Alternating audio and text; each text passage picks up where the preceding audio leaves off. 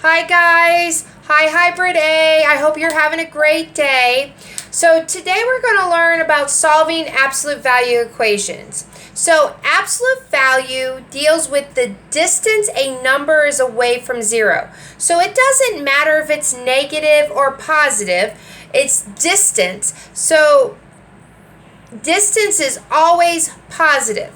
So there's a couple things that I want you to notice in the notes today, that because absolute value deals with positive, you'll notice that this does not work. You cannot have the absolute value equal a negative number because, you guys, distance is not negative. It is positive. Whether you are driving in your car reverse and you go 10 miles in reverse, I would love to see that, by the way. You're still going 10 miles. So distance is never going to be negative. So you need to keep that in mind, that this is going to give you the empty set. That is not possible. There isn't any number that you can take the absolute value of and get a negative. So we're going to break these notes up into two parts because I figured out that gives me enough time for both parts. So here is what I was talking about, that -4 and +4 are both 4 units away from 0. So the absolute value of -4 is 4 because it's 1, 2, 3, 4 units away from 0. +4 is 1, 2, 3, 4 units away from 0. So you guys, it doesn't matter if it's negative or positive, because absolute value deals with distance away from 0. That means that the distance of -4 and 4 have the same absolute value, which is 4. So when evaluating expressions, absolute value bars are a grouping symbol, just like parentheses, just like our fraction bar that we learned in equations. So I just want you to remember that absolute value, first of all, is always positive. Doesn't matter, it's always positive when you take the number out. So I want you to look at this problem. So it's worked out for you. We're going to evaluate this for when n is -7.5. So we're going to put -7.5 in for n. So we're going to do what's inside first. 2 times -7.5 is -15. -15 plus 5 is -10. Now, the absolute value of -10, how many units away is -10 away from 0? It's 10. Well, the problem is 8.4 minus 10, which gives us -1.6. So remember, when you're taking the absolute value of a negative number, you need to ask yourself, how many units is that number away from 0? Okay, so now what we're going to do is we're going to evaluate this problem for when x is 2. So whenever we see x, we're going to put -2. I think I can put it in here. Let's hope. Okay, so the absolute value of 4 times -2 plus 3, close that absolute value, minus 3.5. 4 times -2 is -8.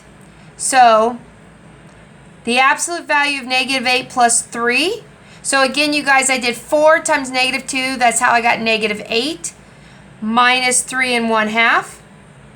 You know I'm going to run out of room, right? Everyone can see it. I can see it too. It's coming. Okay. So now, -8 plus 11 is -5. Notice the absolute value has not gone anywhere. Okay, now ask yourself, how far is -5 away from 0?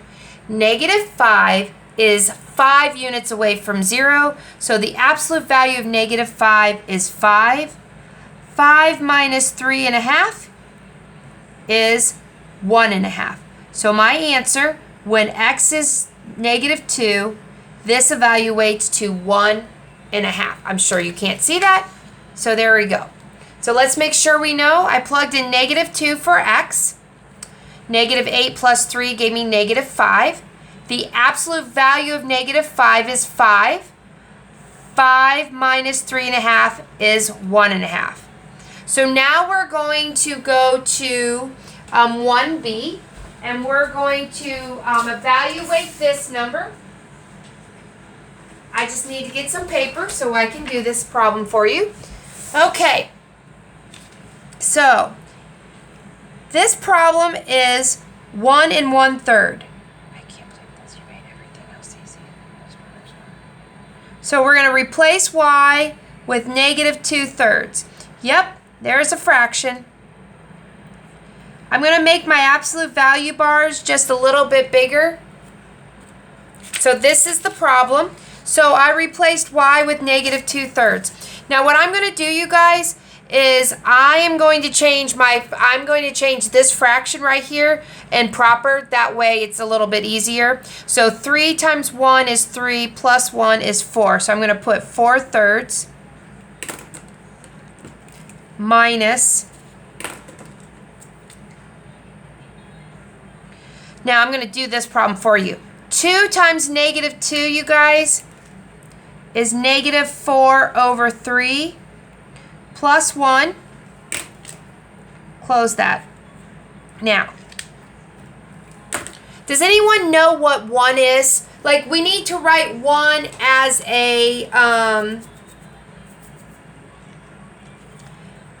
whole number. I'm sorry, it's already a whole number. We need to write it as a fraction. So think about when you get a test. If you get everything right on the test, you get a 10 out of 10, a 3 out of 3. Well, here's my denominator. So my denominator is 3. So I'm going to leave 4/3. So I'm going to rewrite the problem again, you guys.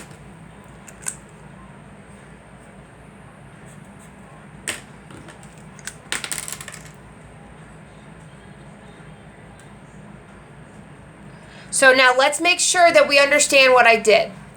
Here I rewrote 1 1/3 as 4/3.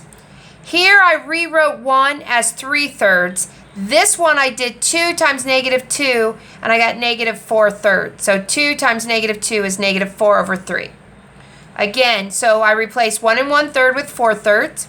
I replaced 1 with 3/3. So 3/3 equals 1. So I used a little substitution. Now I can combine these. 4/3 stays the same, minus, these are my absolute value bars, -4 plus 3. -4/3 plus 3/3 gives me -1/3. Because you're going to subtract because you have more negatives than you do positives. 1 is a negative, 1 is a positive. -4, so -4 plus 3 is -1. Now, how far away is -1/3 from 0? You're right, it is 1/3. So I'm going to have 4/3 minus 1/3, and that, oops, sorry. So the absolute value of -1/3 is 1/3. This subtraction sign is this right here, okay? So I just carried that subtraction sign all the way down. So now I have 4/3 minus 1/3.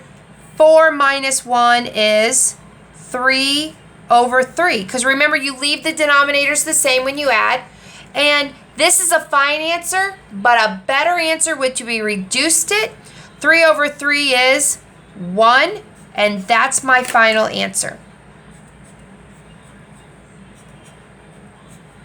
So you can go back and watch this. I just wanted to make sure that you understood how I went from 1 to 3/3. You guys, 3/3 reduces to 1, like I showed you in the answer.